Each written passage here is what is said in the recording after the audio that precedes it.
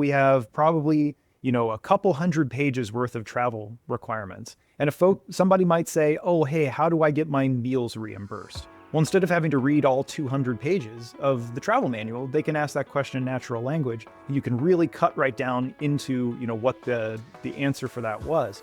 And this is actually really helpful because on our side, we're very much in lab operations. Our goal here at the library and on the operations side is to make sure that we can do everything we can so that scientists can focus 100% of their time on doing research. This is the AI First podcast, hosted by me, Jon Herstein, Chief Customer Officer at Box. Join me for real conversations with CIOs and tech leaders about reimagining work with the power of content and intelligence and putting AI at the core of enterprise transformation. Welcome back, everyone. This is episode 21 of the AI First podcast, where we tackle the pressing questions facing CIOs today. I'm your host, Jon Herstein, Chief Customer Officer at Box. For over 80 years, from the birth of the atomic age through today's breakthroughs in clean energy, quantum computing, and artificial intelligence, Argonne National Lab has stood at the absolute frontier of human discovery. And today, we're bringing one of the people who makes that happen right here to the show. I'm very excited to bring Jesse Henning, Library and Information Manager, to you. Welcome, Jesse. Hey, John, nice to meet you. Happy to be here. Jesse, I'm going to start with a bit of a softball here. What is the real tension between accelerating discovery with AI and determining what is exposed to AI? How do you find that balance? What's the tension? Yeah, John, that's a really great question. On our side, so for library and information management, our side at Argonne, we deal a lot with scientific publishing and also assisting our researchers with finding journal articles and information that help them influence their research. Where we see some tension is making sure that we're not exposing either the information that scientists, they're working on these new projects. They want to make sure that they're first to publish, that they're working on novel things. We want to make sure when they're asking questions of AI or they're interacting with AI as they, develop their, scientific information products, that information isn't leaking outside the enterprise, either for other researchers to scoop them. That's a big deal in scientific publishing. And also make sure that we're, protecting privacy and all the other things dealing with, subjects of experiments and anything that might be national security related. Of course, yeah. It's funny, I've heard that term scoop in the journalism world, but hadn't thought about it so much in the research world, but that's a real thing.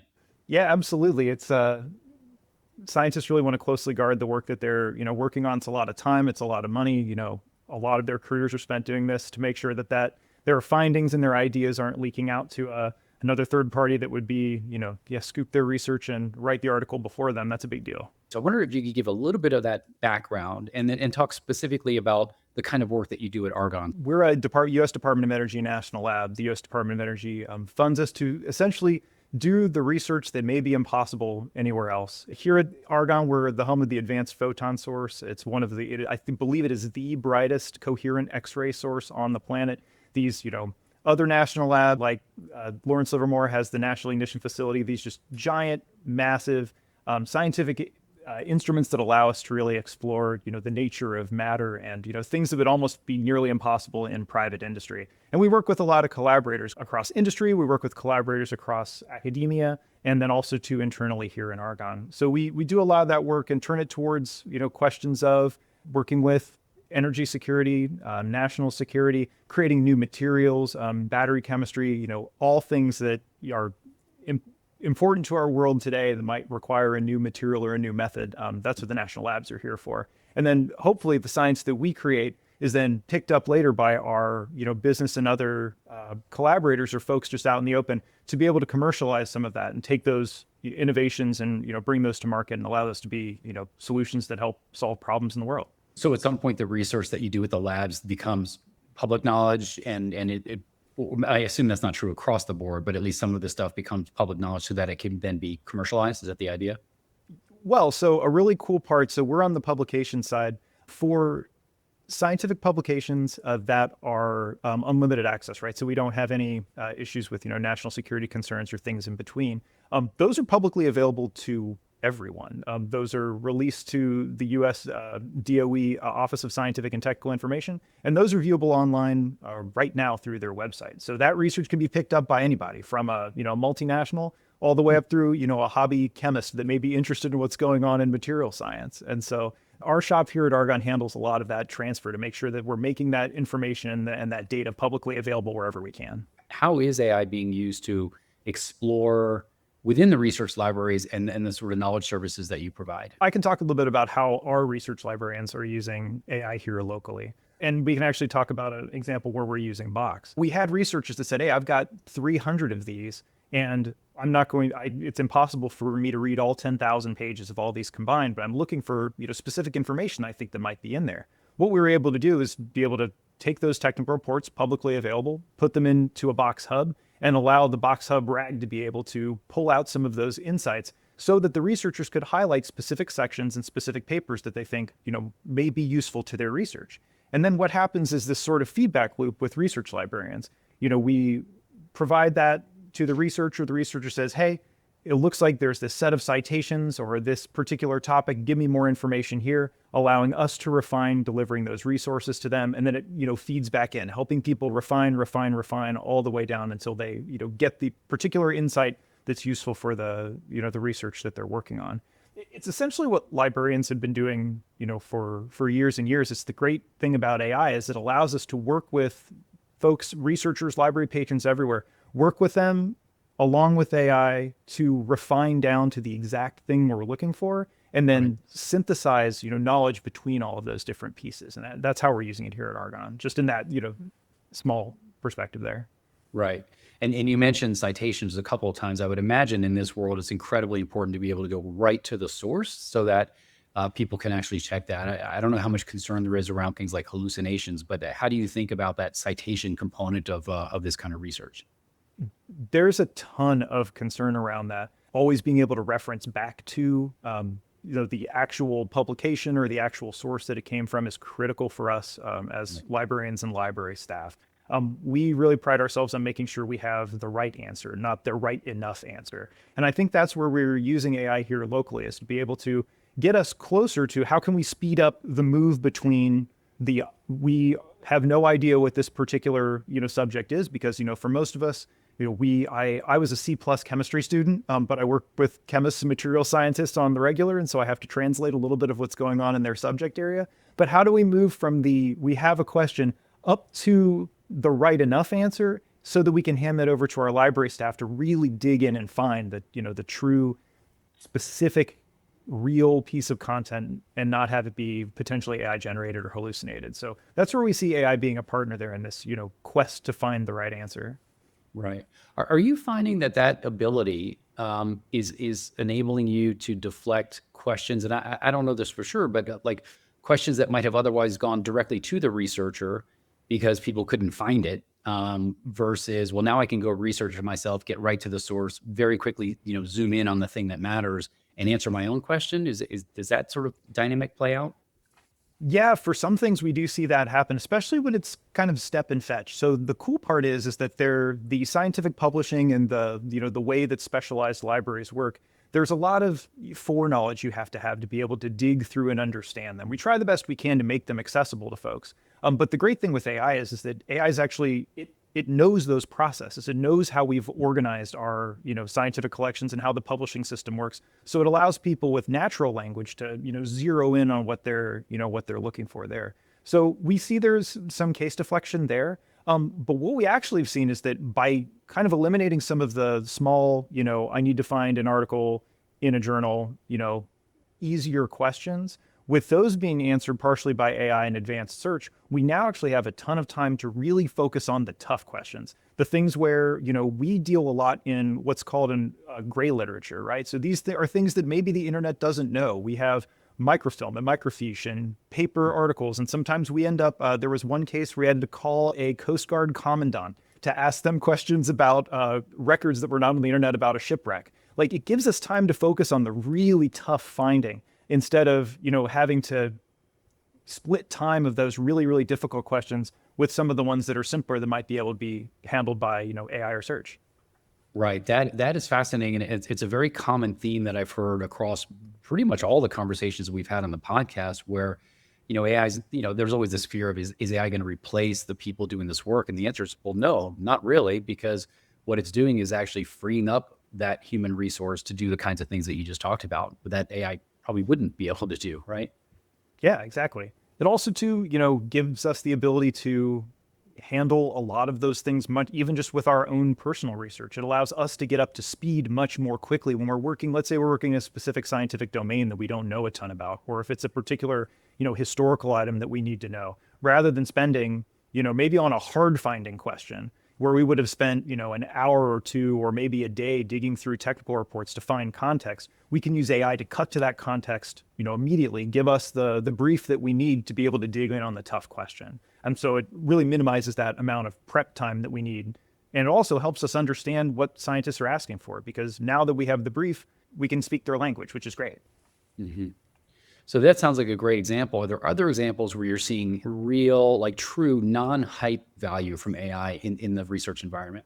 This might sound a little silly, but for researchers and everybody here at the lab, a lot of researchers end up presenting a lot of their talks, at conferences and symposia across the world. And so we actually have a pretty brisk travel department that handles and arranges all of that travel for all those scientists everywhere they go. And, because we're government affiliated, we have a lot of rules about how you're supposed to travel and not travel, and the things that go in there. Where we've actually seen a lot of really cool non-hype value in sort of a small cases is that we have tons of documentation about how we're supposed to travel, rules and regs and requirements and, data sources and all this.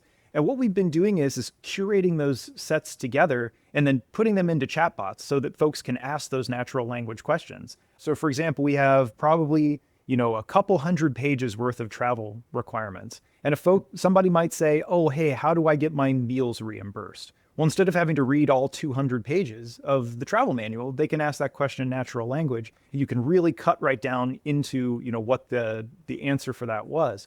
And this is actually really helpful because on our side, we're very much in lab operations. Our goal here at the library and on the operations side is to make sure that we can do everything we can to make science so that scientists can focus 100% of their time on doing research. That's what they're here for, not filling out receipts or having to deal with, hotel reservations and all that, and answering those questions. And so the more time that we can use to cut that, away, is the more time they can work towards actually, getting the answering these scientific questions that, take the majority of their time. So we've been seeing a lot of non-hype value kind of in those very, I don't say boring, but just very mundane business cases, like, where you've got a process that's there and you can ask a question.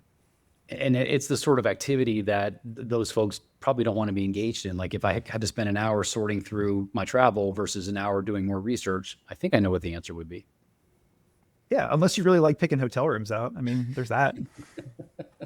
And it's also a very common use case that we see is just this idea of, a policy hub or a SOP hub that can be queried. And that helps with two things. One is what you mentioned, which is, not having to go find that document within the 200 or find the right page, the right paragraph in a 200-page document.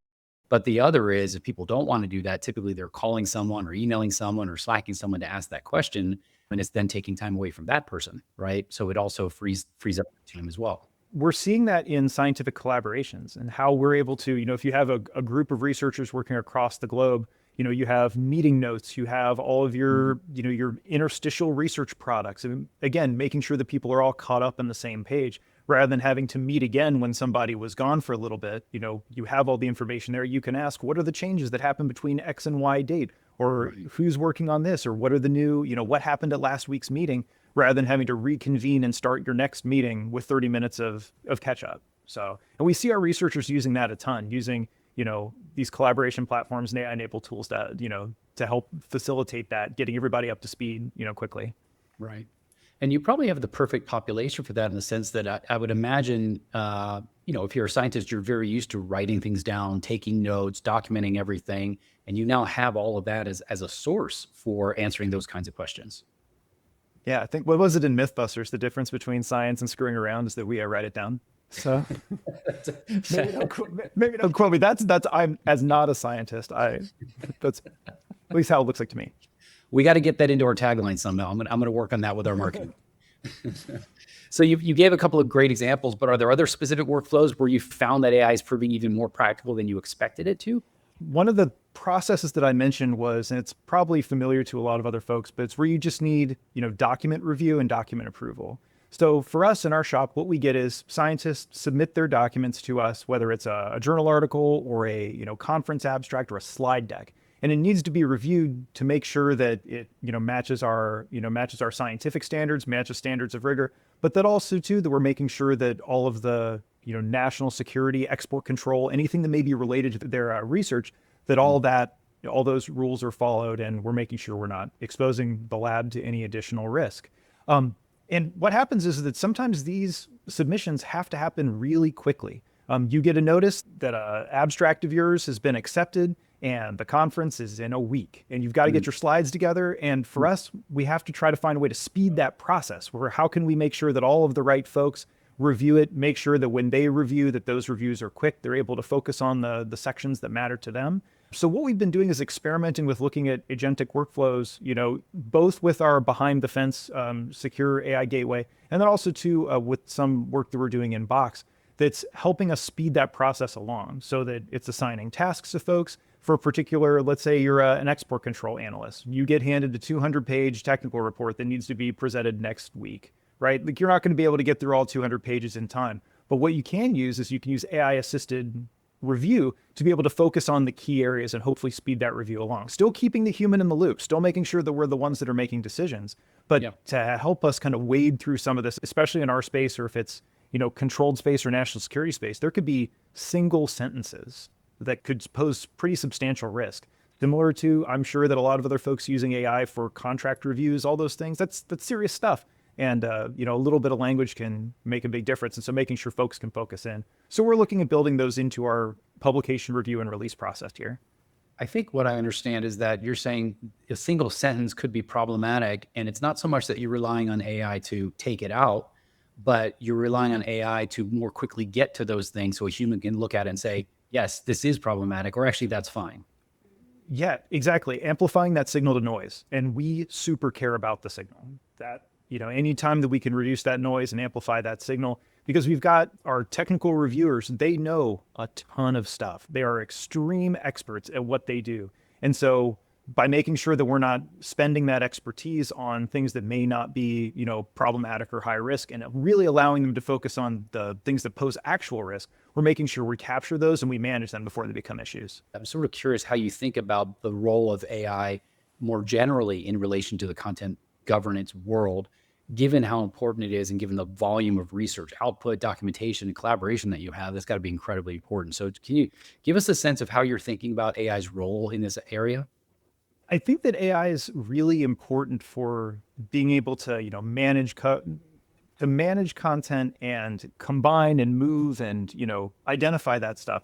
But I think about the human element for content governance is that it still requires folks to be able to provide context. AI doesn't thrive without context. And so where I see AI is we set the context, we set the framework that it's going to work within, we create, metadata, and we create, our workflows that are very, human, and then we set AI towards those and have it work within that bubble.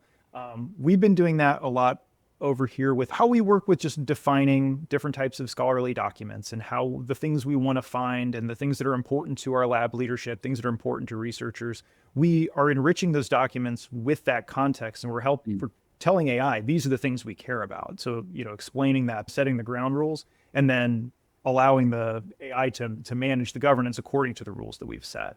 Have you started work using AI to sort of tagging content with metadata, for example, to help structure the context that you're referring to? Or is it all sort of unstructured context today? In some cases, we're using it to, extract metadata according to, templates and, things that we've, built. I think about this, as a professional librarian, I always think about it as, if you go to a library, it's our job to get the shelf, to put the things on the shelf, to put the spine, not all librarians work with books, but this is like something that is common for most folks. We set the rules for how things are findable and how you can locate them and what they're about. We don't write the inside of the book, but we help get it all categorized and put in a place. And AI is kind of the same way, that if you just came into a library and nothing has spines, the books are just thrown on the floor, there's no labels, they're not even the same color, AI is going to approach that. And even though it can read really, really fast, it's not going to have a good idea of that, context, how these things are related. what's the difference between the fiction section and the nonfiction section? Because the two of them sound alike if you don't have that context. And so what we've been working a lot on is trying to provide that context. We build those frameworks, we build that metadata, we instruct AI on how this is important. Not too long ago, it was a question about looking at procedural documents for records to find out what record documents are generated from a particular, procedure or policy. And we said, go and look for the records, just the first pass. And not knowing anything, it pulled out we would have had to keep 300 different records when we asked AI to say hey, what's this? And then when we told them, no, we're actually looking for a very specific set of records defined by these particular criteria, it was like, oh yeah, I know what those are. And we were able to pull out the metadata. So I feel like that's the tango here in governance is that AI is very, very good at executing on rules. It's just developing those rules and designing them so that they make, human sense, then communicating them to AI. Then AI can execute really well there. And I think that's really important for governance. You have to, be very clear about what you're trying to govern and what is meaningful to you. How do you think about, as you look across all the things that are happening with AI at the lab, what do you bucket into this is working, it's repeatable, it's scalable, and we consider that true production versus we're still experimenting, we're piloting, we're figuring out what the capabilities are and haven't yet committed to moving into a true production mode? How do you think about that? Oh, well, I'm not a cybersecurity expert, but I work alongside cybersecurity experts. And that is the thing that keeps them up at night all the time about those, different things. I think where we've seen things here at the lab that are AI solutions that go to, production is when they are scoped and they are contained and they work within those sort of governance frameworks that we've already set. We've had a lot of success using Box here because it's all inside. It's kept inside the box, pun intended. Working with, Box Hubs and Box AI, that all stays, within the fence. So that's where we found a lot of, those solutions becoming durable when they're well governed from the beginning. I'm probably a bad case, especially too, as we have access to some of these new, code tools. I've been kicked off a few APIs because I'm not a software developer. So I'm just telling Claude Code to invent things. And it does, but it doesn't know to be polite all the time. And so, for me, I think that those sorts of things is where it gets out on the edge, where you're working with AI that can develop nearly anything for you, but it may not have human sensibilities about hey, how does software design work? What does a shippable product actually look like? That's where you need to, it's actually, I found it to be really great because now I can at least begin to speak kindergarten level software to our developers, and I can actually now learn something. We're kind of speaking a similar language and we can learn from each other. I think that's the main difference. If you can implement AI within a framework that you really can't do a ton of damage, those things tend to stick. And, sort of the experimentation side, those maybe become experiments that you turn and say, hey, this is a great proof of concept. Let's, refine that. Let's work on that with a developer. And then those things tend to turn into, real products. Especially here in the labs, there's not a lot of entirely, I would say there are no AI only coded things. We always try to make sure we're, reviewing and checking. So there's a few steps along the way between, hey, I vibe coded something really cool to let's get that into production. Is the experimentation happening more in a top-down model where someone in a senior role is saying, hey, there's an area where we think AI can be helpful, team X, can you go look at this, right? Using some of these AI tools we've made available. Or is it the opposite where teams sort of come up with ideas on their own, develop some things, and then they sort of bubble them up to leadership, or maybe both? Is it a hybrid model? Yeah, I think it's both. And it's really funny because we have, usage statistics and we see, for some of our business AI tools, senior leadership is our heaviest adopters, folks that need to take a lot of, textual information and kind of combine it down and get the bullet points, get the things so they can make their decisions. So they're heavy users at the top. So they do, find those sorts of can't we use AI to do this particular thing or, speed this along? But also too, because of the wide availability of AI tools that we have here at the lab, we actually end up with a lot of folks that have cool use cases that have come out. So when I was mentioning about the travel guide that we were talking about earlier in the podcast, that came up because we had somebody that said, well, can't we just make a chatbot to look at this?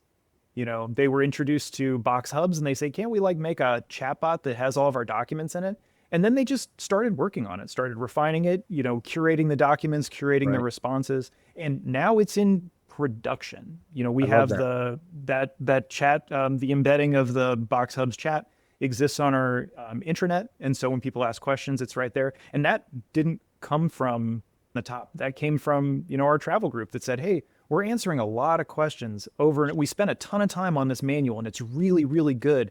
And we're answering a ton of questions that could be easily answered by sections in the manual. So let's take our good work, feed it to something that can read our good work and help, communicate with our end users. We see that all over. That happened with our, even with our side on the library. We're interested in how can we interface our library search with natural language search. So this is the behind the fence search of the material that we have here that may not be publicly available. How can we use that internal search interface and interface it with our, AI and build a connector, build a skill, build an MCP, build whatever it is to connect those two pieces together. And we just kind of try stuff out. And if we think, hey, we've got something here, the best part is that we have support. We can hand this over to developers. I always say call an adult to go, take a look at this thing, see if it actually works, and then move on from there. So we've kind of seen a lot of use cases across the enterprise. And it always, I think, for everybody has this moment where when you're working with AI, maybe you're, skeptical, or you don't think it's useful, or it's a toy, or it may not matter for your work. But we've encountered a lot of times where you see a use case where the key just turns in the lock and then it inspires people. For me, it was writing code. I don't know anything about writing code. I know a little bit about how the internet works, but I don't know anything about writing code. But when I found that I could write Python scripts and I can, get the computer to do things that aren't specifically coded that I didn't have to buy, that turned the lock for me. I was like, oh my gosh, this is amazing. I can simplify this. I can compare Excel spreadsheets. I can do all that stuff that used to be, super manual. And I think that happens with everybody across the enterprise. And it happens when you allow people to have those tools in an environment that's, fairly controlled, fairly safe. One of the big things when we were talking about rolling Box Hubs out to folks is you can't break anything. If you could wave your magic wand and you were asked to shut down half of the pilots, the AI pilots specifically that are going on in the institution, I'm not going to ask you which ones you'd shut down, but I will ask you which ones survive and why. What would your thought process be behind saying that one stays, these other ones maybe not so much? I'm glad you didn't, make me the executioner for some of those. The ones that I, think that I would encourage are ones that, have that context and that curation baked in, where you don't have the rough edges. Maybe if you didn't have a really well curated data set, you would get inconsistent answers or things would come out strange. And then for people who are just on the edge of AI adoption, that sort of it doesn't work blows the whole thing up.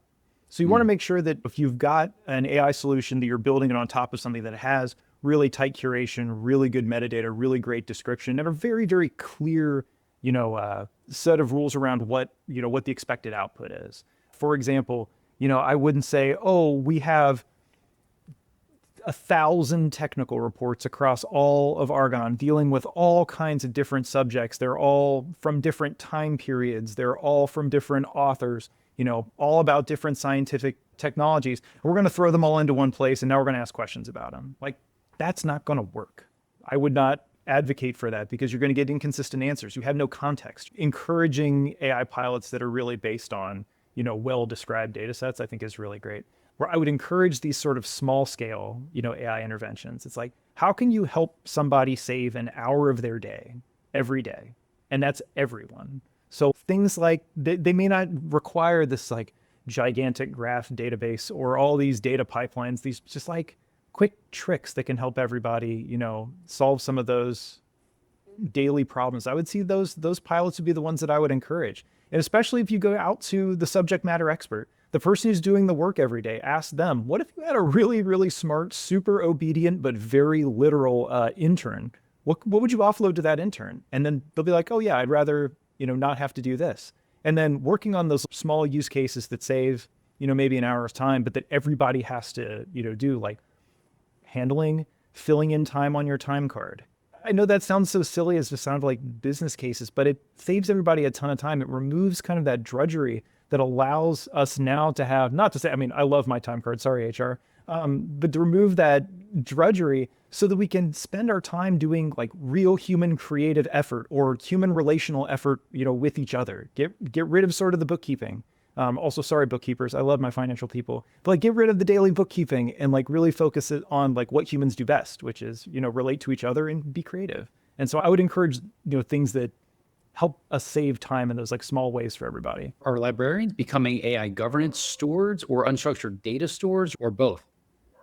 Always been. We take the best that humanity has to offer, our written history, the thing that allows us to look forwards, the thing that allows us to look backwards.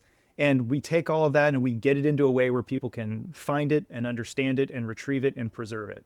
Right. We've been doing that, whether it's in physical space, whether it's in digital space, where we fit in with AIs, again, like communicating that value and almost working with AI as if they were like a consumer or a library patron or a user that's coming to us. And, in libraries, it's all about how do we lower barriers to entry, whether that's at your public library, making sure that, you can get a library card without a bunch of, fuss, all the way up to researchers that say, hey, I have a new LLM that I'm building in-house and I need to feed it technical reports. And how do we get them in?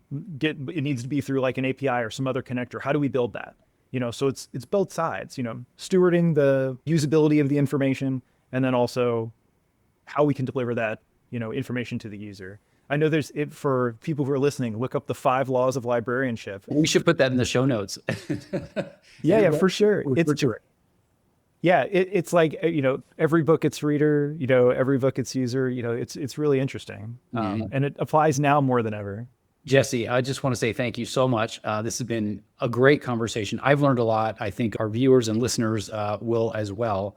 And I really appreciate your time with me and your partnership as a customer of Box. And looking forward to continue to do many, many great things together. Thank you. Yeah, this is awesome, John. Thank you so much for the opportunity. Thanks for tuning into the AI First podcast, where we go beyond the buzz and into the real conversations shaping the future of work. If today's discussion helped you rethink how your organization can lead with AI, be sure to subscribe and share this episode with fellow tech leaders. Until next time, keep challenging assumptions, stay curious, and lead boldly into the AI first era.